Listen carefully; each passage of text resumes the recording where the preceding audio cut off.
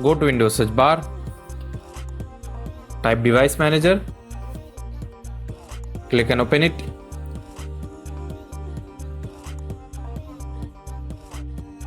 Expand display adapter, right click on NVIDIA and update it. Close it. Go to Windows search bar again, type NVIDIA GeForce Experience, click and open it.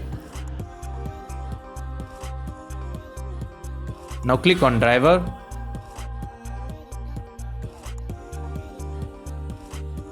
Click on check for update and install it if any update available.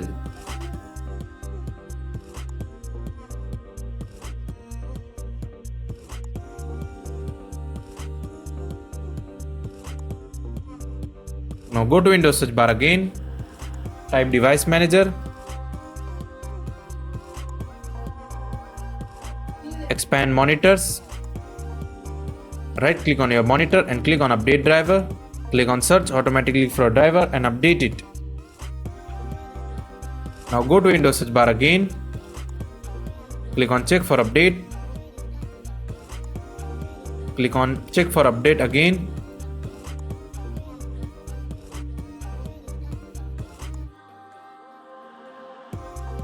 Update it if any update available, exit.